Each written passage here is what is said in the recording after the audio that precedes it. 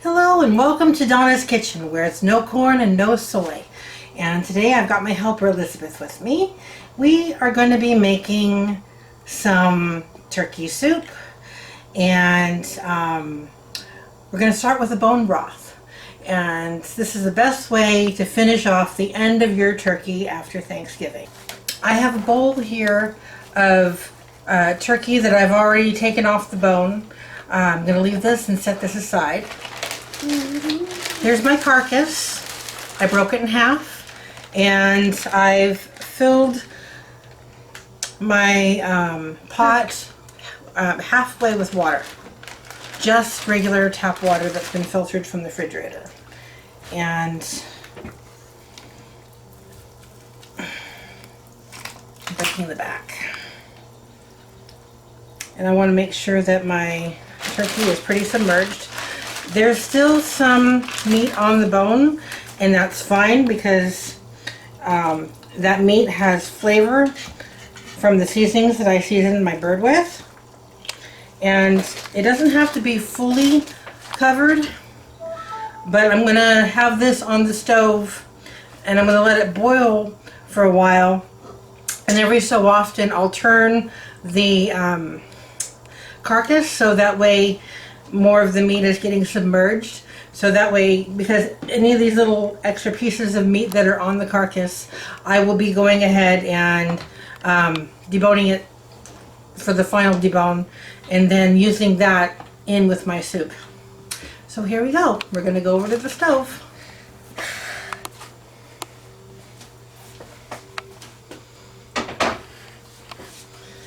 I'm going to put this on about a medium to high heat, and I want it to boil for a while.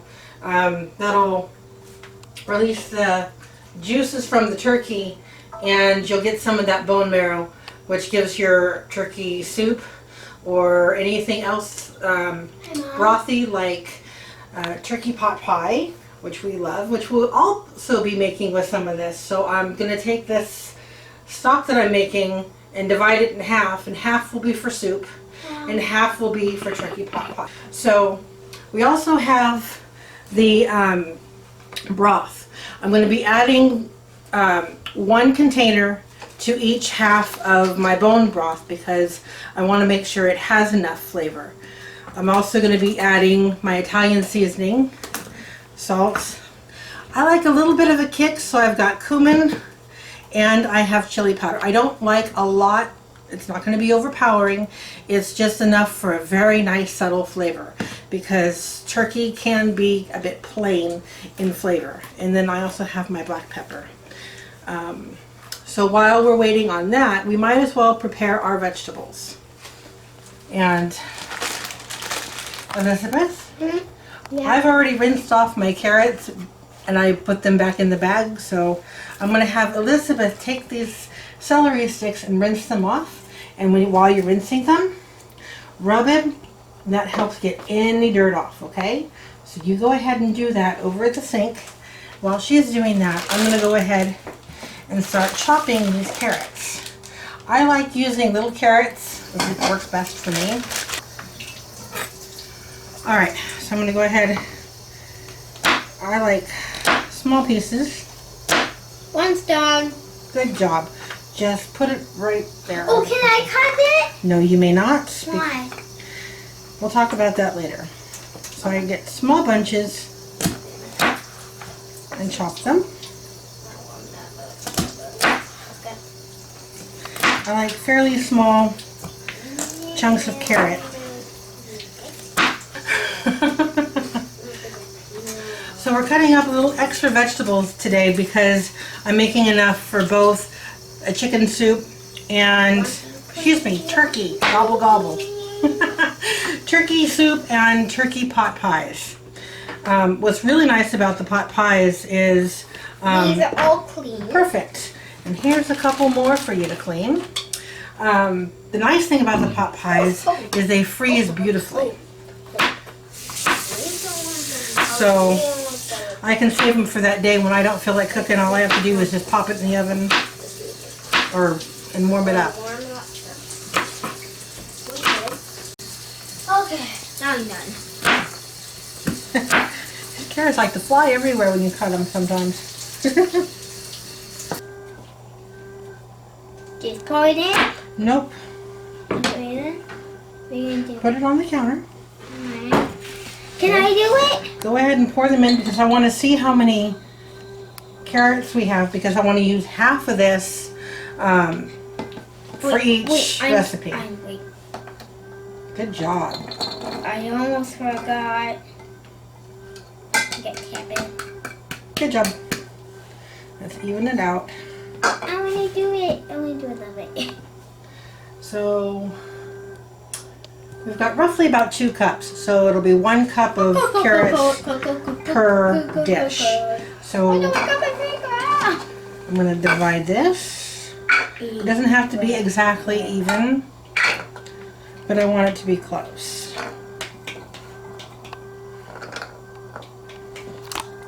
I'm going to do 2 at a time. Okay. Cut our celery. Of course, removing the ends first because we never use the ends.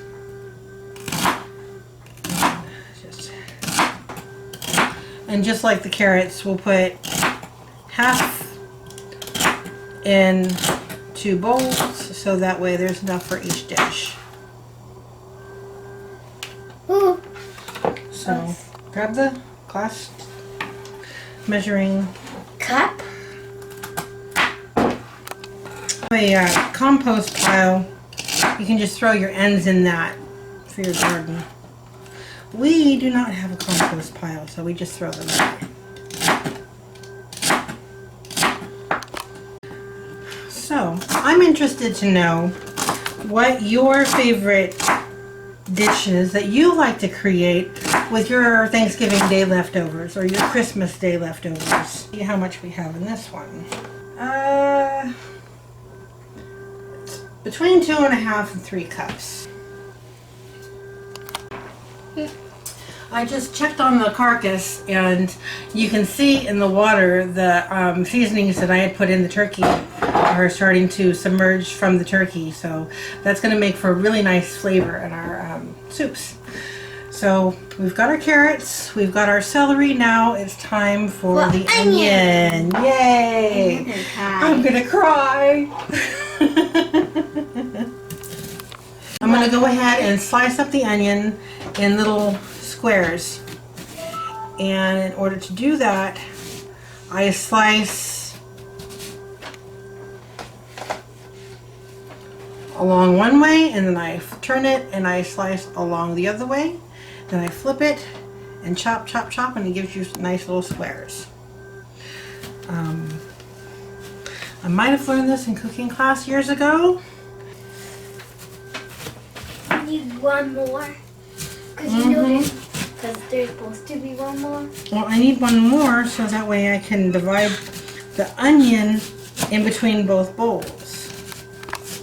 I'm dicing the onion. I've cut up half of the onion, now I'm dicing it because some of the chunks were a little bigger than I wanted. Yeah. You go, Dad. Okay, so we have half an onion in each one of these little bowls. Whew. Look at you. And if you're like me, you clean up and wipe down as you go. So I'm checking over my bone broth here, and it's starting to simmer a little bit, and I'm turning the carcass again, and the meat looks like it's just ready to fall off, so I'm going to give it a few more minutes, and then I will go ahead, turn this off, take the carcass out of the liquid, let that completely cool, and then I'll start deboning that, and then I'm going to divide the liquid. Alright? I've measured out the meat that I've already deboned, and I have roughly about 3 cups of meat here. I'm going to go ahead and see how much meat we end up with all together after I debone the carcass, and then I'm going to divide that evenly. This is very hot. Let it drip a little bit and then put it in some kind of a pan so that way it can cool. Don't drop it back in. Okay, so this is what it looks like after you take your carcass out.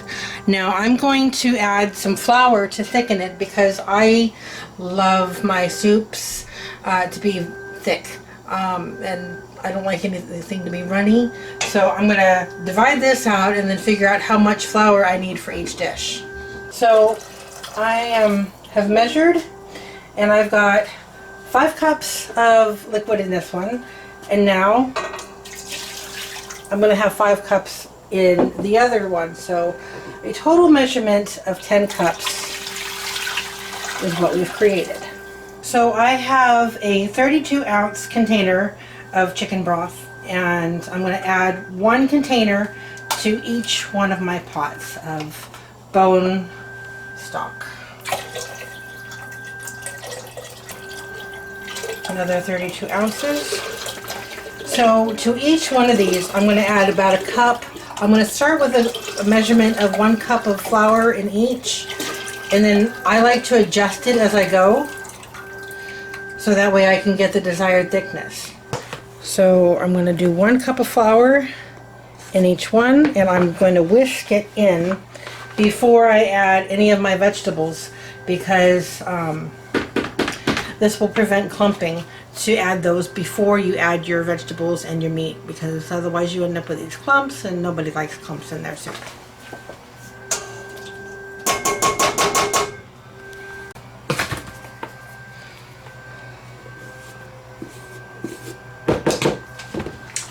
So I'll go ahead and pour this in, and then I will adjust it accordingly. And you have to have it over the heat because the heat will help it. And as you see, adding the flour makes it more of a creamy white color. And that's fine by me. I know some people don't like the white, but the reason I'm adding flour is because if I were to add cornstarch, I'd be having corn in my diet, and I can't do that, so that's why we use the flour. Most of the time I just use my fingers. I mean, I use a knife also, but since I'm down to the bone of the carcass, it's easier if I just dig my fingers into it to pull the meat out. Okay. So for this mixture, 1 cup of the flour in each was perfect. You can see the consistency of my broth. It's a little bit thick, which is what I like. So now is the perfect time to add our onions, carrots, and celery. Sometimes I will saute my vegetables before I put them in the soup. It just depends on my mood, my preference. Today we're not doing that. Today we're just putting them right in. We're going to let these cook a little bit because they are raw. They have not been sauteed. Because I don't mind if my onions are crunchy, but I don't want my carrots to be crunchy. So in they go. And I'll go ahead and give it a nice stir. Let these cook while I'm finishing up deboning, and then in about 20 minutes or so I'll go ahead and add my turkey, and that way it won't dry out the turkey. It won't be cooking for too long. I have these on a low heat so that way they don't overcook. And with the flour in it, every now and then scrape the bottom of the pan so that way you don't get burn spots or scorch spots on the bottom of your pan. This has been cooking for a while, and I've finished deboning the turkey. There ended up being about 4 cups, so I'm going to put roughly about 2 cups in each dish. It's okay to do it by hand like this. And this is a mixture of white and dark meat. I'm really amazed on how moist this meat is going in. And then if you want soup, it's ready for soup. This one is going to be for my chicken pot pie meal because the gravy is a little bit thicker. And I think just for my own satisfaction, I'm going to do a trick of pouring some of the broth into this measuring cup, adding a little bit more of the flour. For my chicken pot pie, I like it to be thicker than this. And then I'll pour it back into my mixture so that way I don't end up with giant lumps of flour in my dish.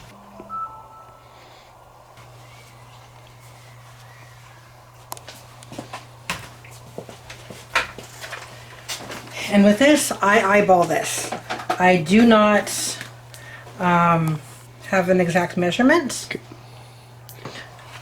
About that much. And I'm going to use my whisk, my trusty whisk, and whisk this in. And it's going to get thick like a paste, which is what I want because of the amount of liquid that I already have in the pot. This pasty mixture will mix in nicely without creating lumps. Okay, so I've determined this is going to be my soup, which will probably be for tonight's dinner. And then this is going to be for pot pies, which I will show you how to make the pie crust and all of that in a separate video. But before I add anything else, so this is the mixture that I created with adding flour. And you can see how very thick it is. Before I add that, I take my spoon and I taste. You always taste your work. It's good, but it needs a little bit of a kick. Little bit. This is chili powder. I just sprinkled some in. About that much. Stir it in. Along with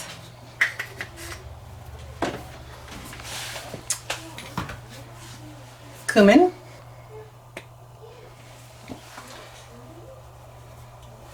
not coming out very well. Here's.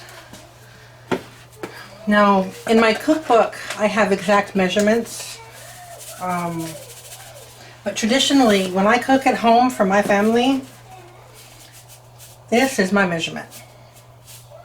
That looks like enough. A little bit of pepper.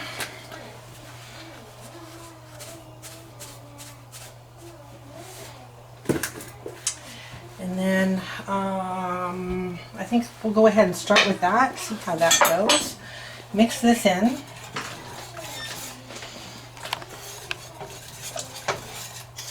Oh, that smells so good.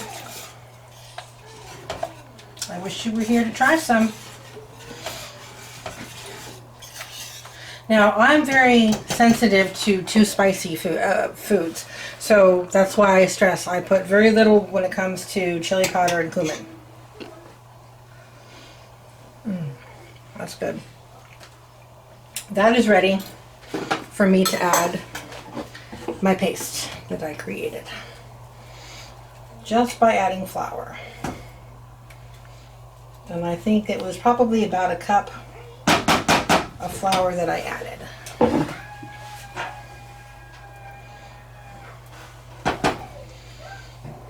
Okay, so I've added my paste that I created just by adding flour and my seasonings, and you can see how much thicker the broth is now that I've added this. And I've turned up the heat a little bit just to help it, and it's very thick. Now to my soup. I'm going to turn this off because this is going to be ready for pot pies, and in the next video I will show you how to make them. Now when it comes to my soup, you can see the difference in the soup, how it's a little more watery than this one. And I'm going to add the same ingredients, the chili powder. As I stir it, you can see it's much thinner than this one. This one is for the pot pie. It's much thicker. Okay, so we're going to set that aside. I'm going to add some chili powder. About that much. Some cumin.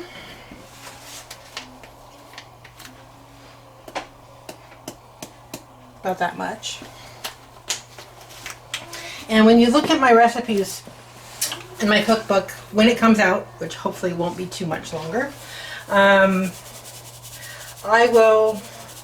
have measurements. I actually took time to measure out everything before I put it in, so that way I have an accurate measurement for you to use, especially if you're not used to eyeballing your seasonings like I am. Mix this in. Oh, that just smells so good.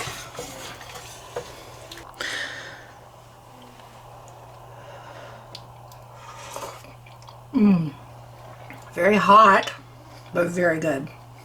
Temperature hot, not spicy hot. This is the soup that we will be having tonight for dinner. And I hope that you've enjoyed my recipe today. And I hope that you use it for your own family. And if you do, let me know in the comments. And don't forget to subscribe. We need more subscribers. Subscribe, subscribe, subscribe! We love you when you subscribe. Well, we love you anyways, but we love it when you subscribe. Have a lovely day. Bye-bye.